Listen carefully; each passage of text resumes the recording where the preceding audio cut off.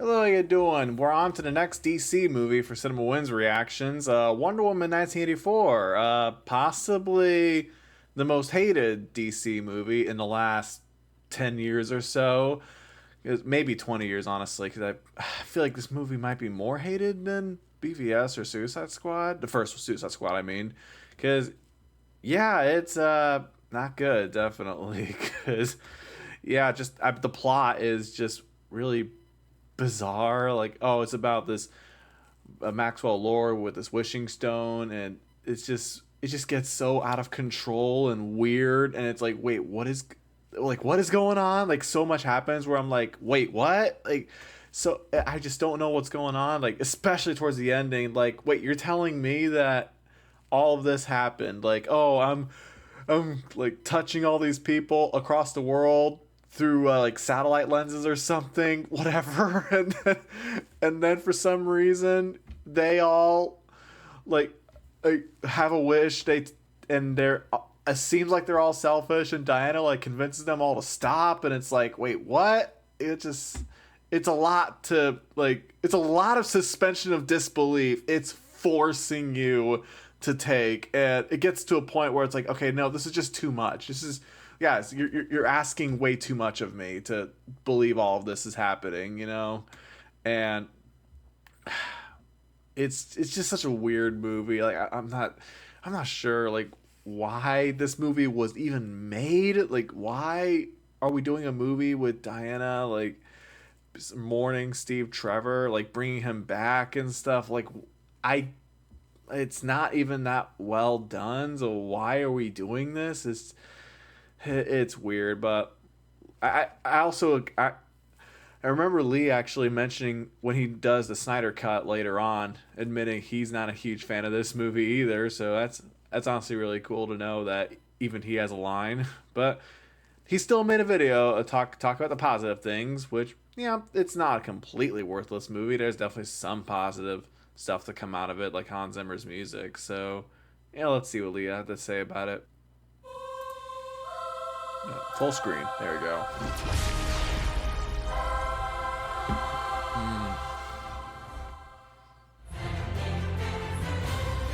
Yeah, Hans Zimmer still got it. Still as pretty as ever. Would live 10 out of 10. Oh, yeah, fair. These insane feats aren't just everyday occurrences. It seems to be like Themyscira's Olympics. Very small and self-contained Olympics. Or how about American Gladiators? Remember that show? That totally original one, like all American television? But my point is that the crowd is excited and enthralled, so not every Amazonian is a superwoman. They obviously have their athletes. Okay. So while they may not all be peak performance athletes, there doesn't appear to be an unattractive Amazonian anywhere. Granted, I see. The competitors Yeah, seem to all yeah. be supermodels, so what do I know?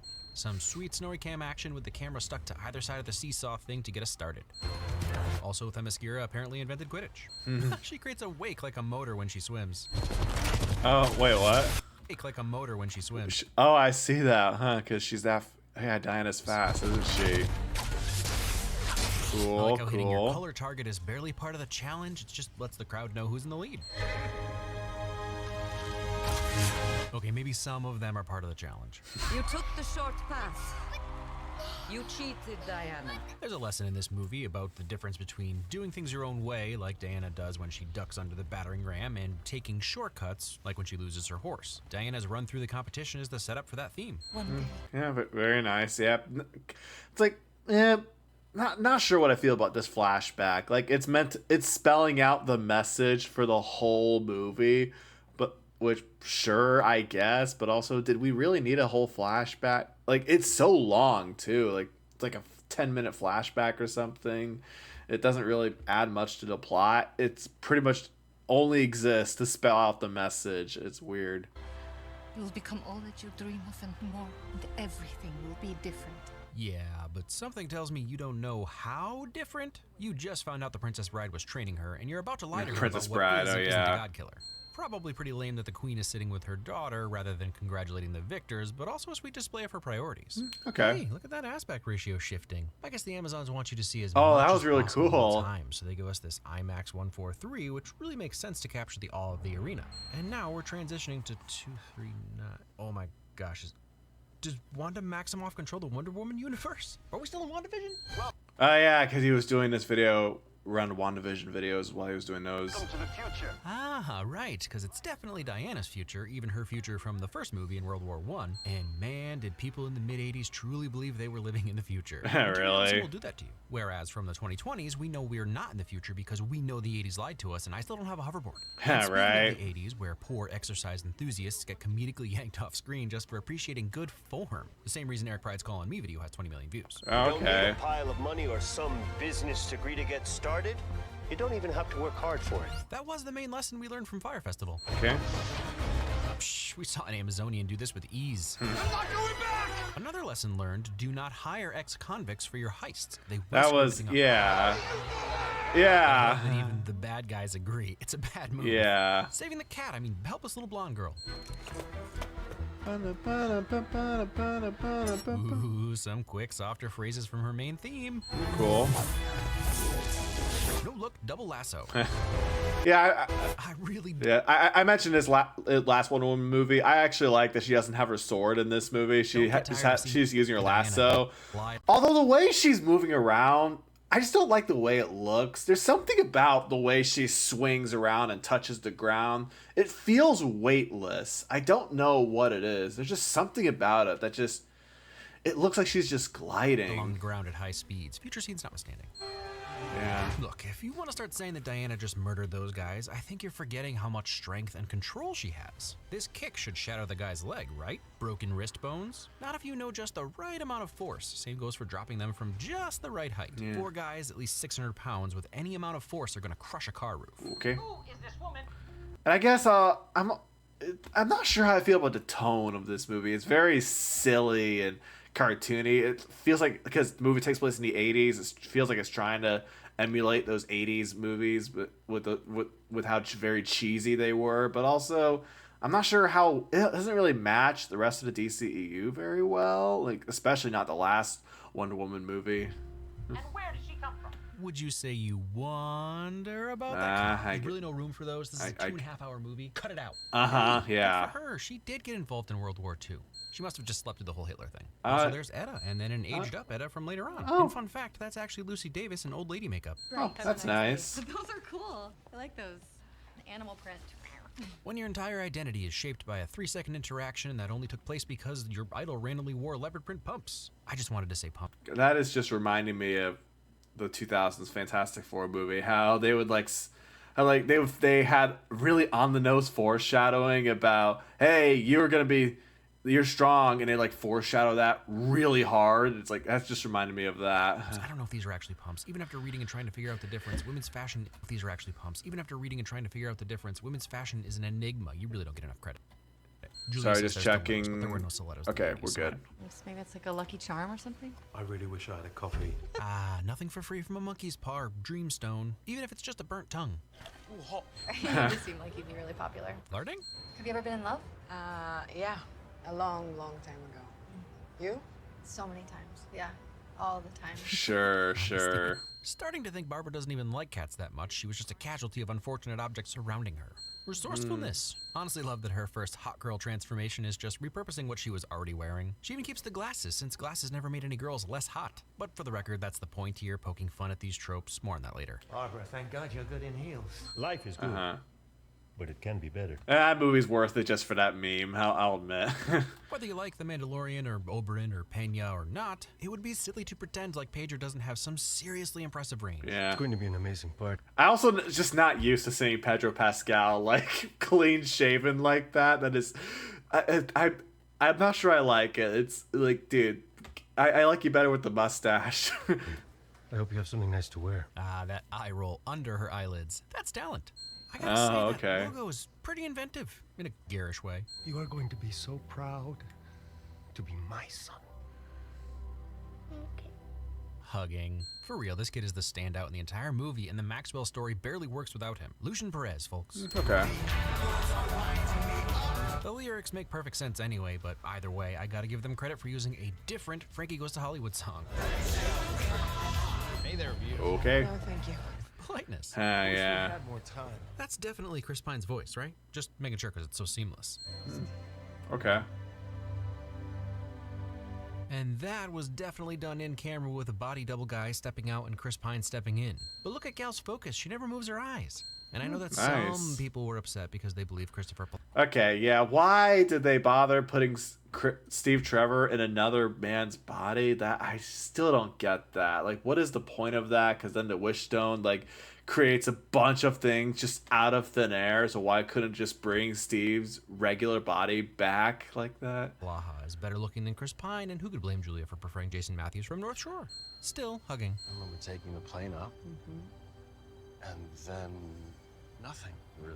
But somehow I know I've been someplace since then, someplace that's, I can't really put words to it, but it's good. Most diplomatic, non-committal statement about the afterlife ever. Credit where credit is due. Okay. It's great, but all I see is you. Obviously, demigods are allowed such reality-shifting liberties. I wish to be you, the Dream Stone itself. Lucky for Max, the stone has the power of perception and knows he doesn't mean the literal stone. And honestly, if I'm a sentient stone that's powered by a jerk god who really loves destroying civilization, I'm definitely turning into a human because he can probably collapse the world in a few days rather than months.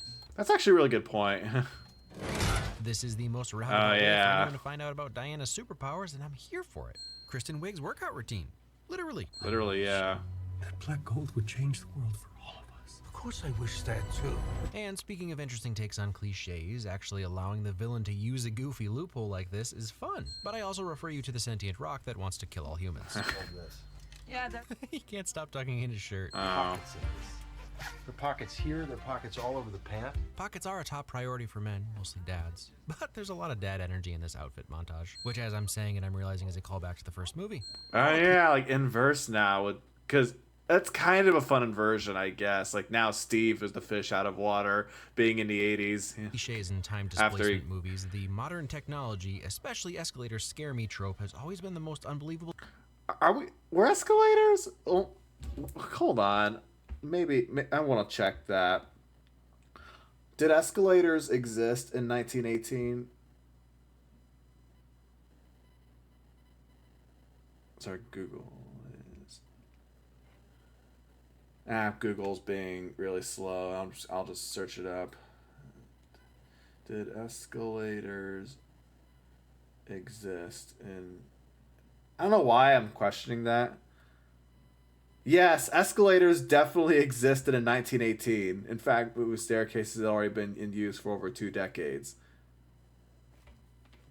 So Steve should definitely know what escalators are. To me, maybe it's because tech advances so fast now, but if I landed in the future and I saw a bunch of people on like floating platforms gliding across water or something.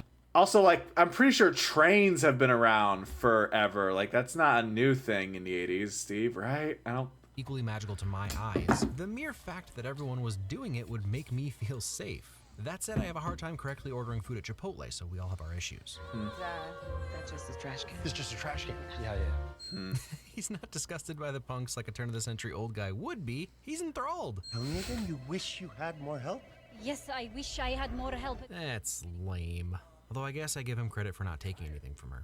So funny, all this reading seems to have cured my eyesight somehow. Choke box checked. Yeah, Max whatever, Lord yeah. came by to visit, which was actually pretty great. I'll tell you about it later. It actually hurts my heart a bit that she still thinks they're friends and Diana's all about the mission now, saving the world or whatever. Yeah, whatever.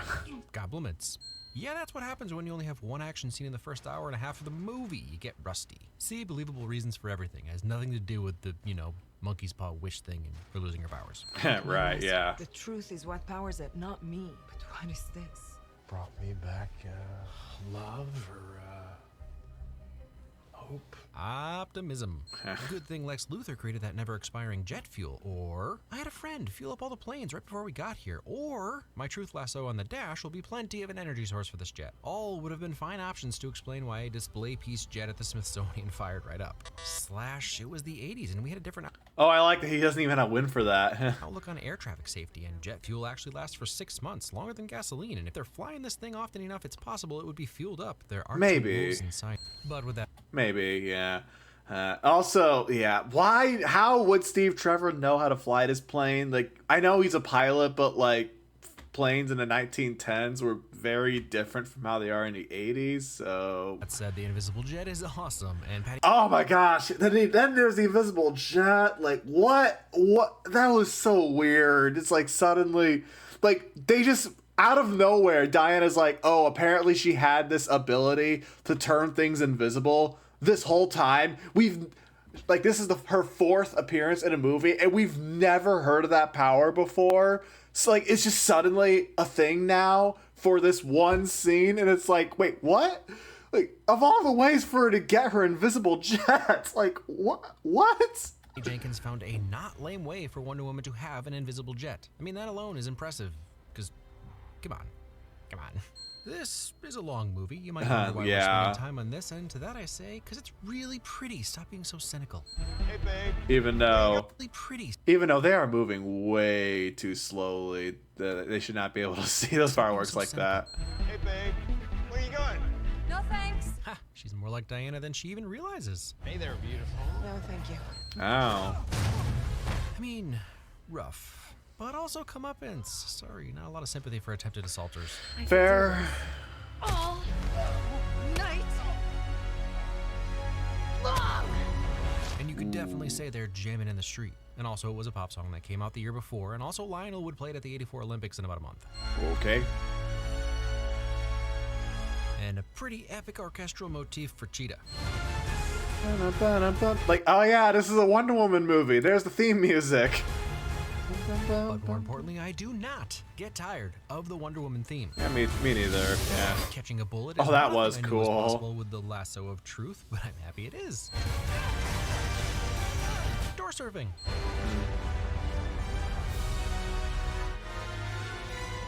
Pretty solid, yup. That's alright, yeah. This action isn't quite that good. At least he can still appreciate talent. Yeah. This movie goes back and forth between Like Diana this- looking so present in the scene and other times not. Yeah, like like all this action just doesn't have the same weight to it that did the first one. Like, how it's the same director too. Like, what Times happened? it works. Saving your girlfriend from beyond the grave so that she can almost murder these kids. Goodness gracious, Diana. Sorry. Oh, I actually muted it. Sorry. I remember people pointing out those kids. Those are obviously like models or like statues or something. They look so I'm fake. gonna refer to that earlier win about knowing just the right amount of force and cushion to protect their tiny little skulls. Sure. Yeah. Ingenuity. Steve was totally on board with. I mean, sort of. But the cause and effect is a little less tied together, which actually makes sense when you realize it's just a trickster god trying to collapse human civilizations. Civilizations collapse catastrophically without a trace as to why. I just wish I could be with you. No! Don't you see that my greatness is your greatness? And I wish for your greatness. Well, that'll rip your guts out. Too pure. Children are too pure for the 80s. Have I asked you a wish before? Yesterday. A Porsche. Correct pronunciation of Porsche. And there are Porsches racing up and down the street. Porsche. Why, for once, can't I just have this one thing? Something about truth and shortcuts. I don't know. You'll figure it out later. Yeah. What is Yeah. there to wish for but more?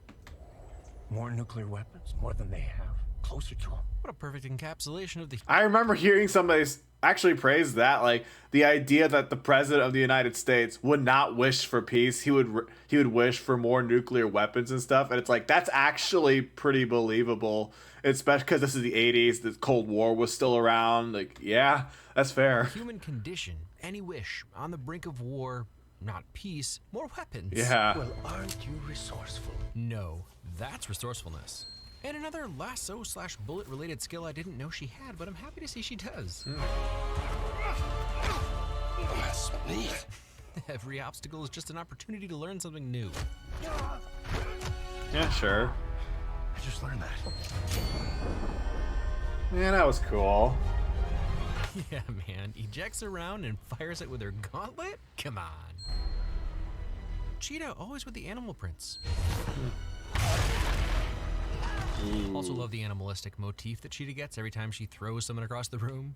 Yeah, I noticed Which I that. just Yeah. finally realized is actually a bastardization of the Wonder Woman theme. It's Is the it? same notes, which makes perfect sense since she wanted to be like Diana. Wow, good job there, Hans Zimmer. saving a bunch of soft, fleshy humans. Yes, you're strong, but what did you lose, Barbara? What? Just like glasses and care for other living things. Oh, that's what you're talking about. Forget about me.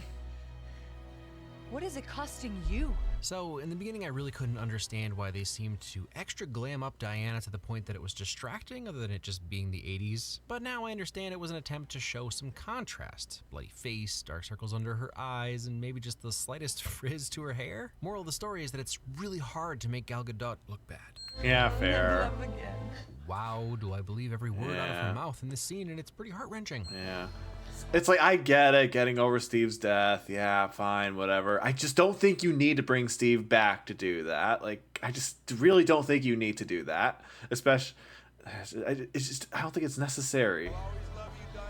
It's just a perfectly executed scene. The kiss, her abrupt turn, and his voice fading as she walks away. Also, the camera operator spins the opposite direction around them as when Steve appeared. Oh, okay. And the second she does it, you can see her wounds heal, her dark circles are gone, and all the color comes back into her face. Yeah. It's easy.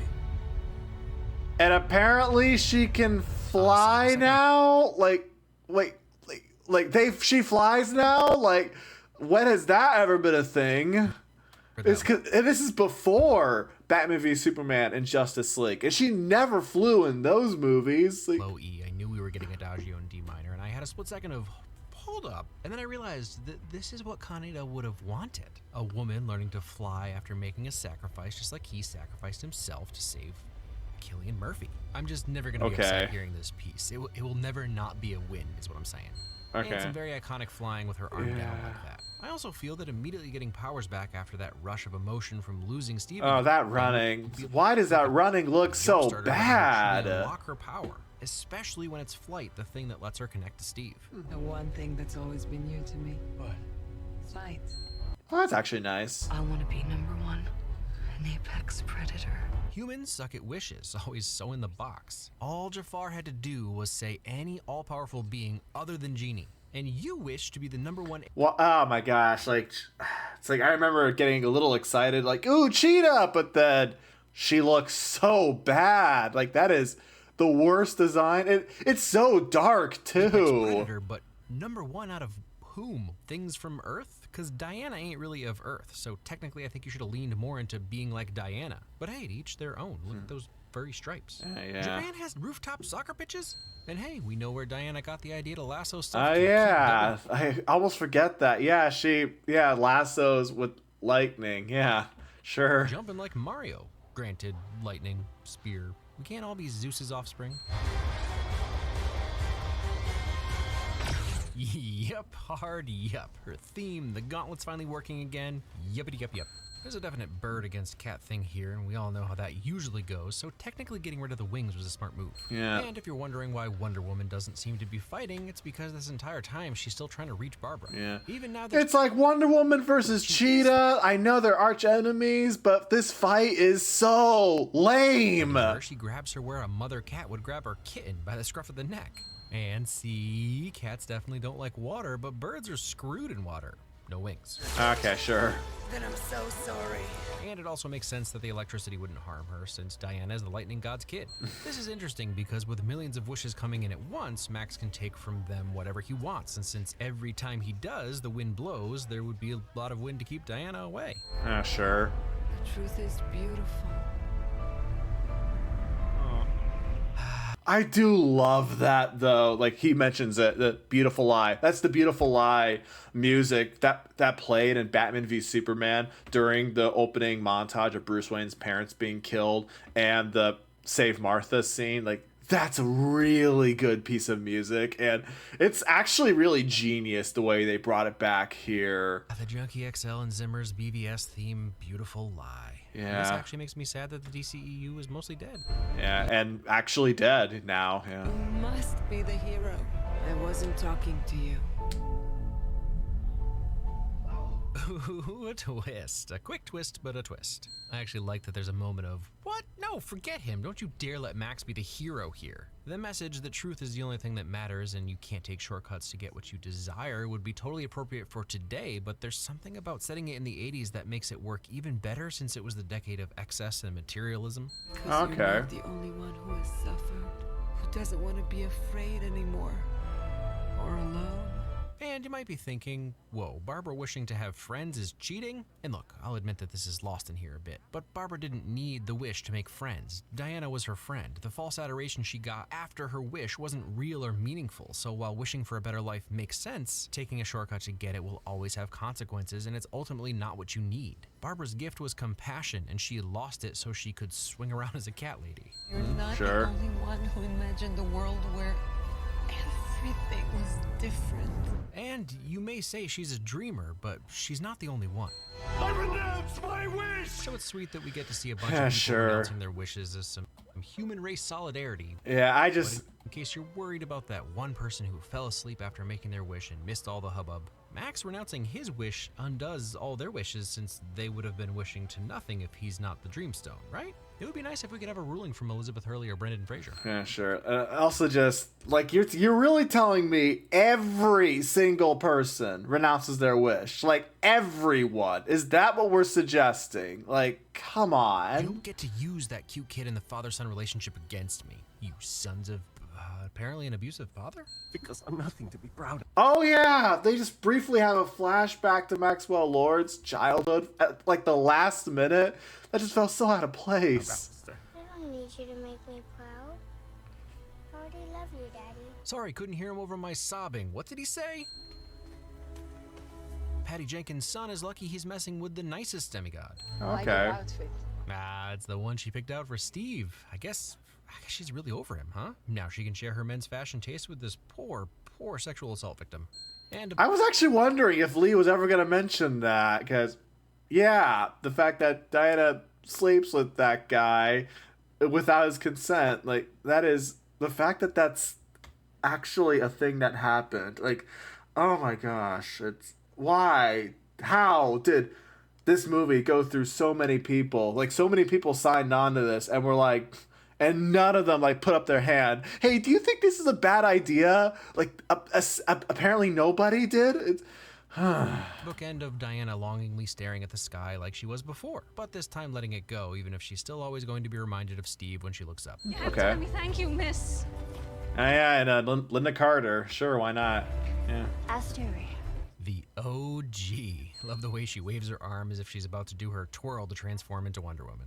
It seems like reactions were mixed on this one, so nothing new for DC. I think my biggest issue is that there are very few consequences for anyone in the entire movie except for Diana, I suppose. She had to give up Steve. Maybe, yeah. Everyone renouncing their wishes doesn't really save the day. No one had to make any hard choices. All the bad stuff had been set in motion already. The nukes were in the air. Once they started renouncing, the nukes fell out of the air. You'd have to be an idiot to not renounce your nuke-related wish once the nukes had been launched. That's fair. You could make the argument that the Americans didn't know if the Russians would renounce their nuke wishes, but honestly, the whole, they launched nukes, let's also launch nukes to make sure we end humanity is so dumb. It's the dumbest and most extreme eye for an eye. Death for death. Everybody loses. Yay. That is actually refreshing. Just hearing Lee say something in a movie is just dumb. Like, wow.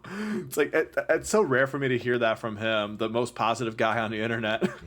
Anyway, yeah, even after Electro drowning Cheetah, she's good. Max just about destroyed the world, and he gets to go hug his son. Look, I'm all for happy endings, but someone's gotta pay. Seems like Egypt might have some problems post-wish reversal.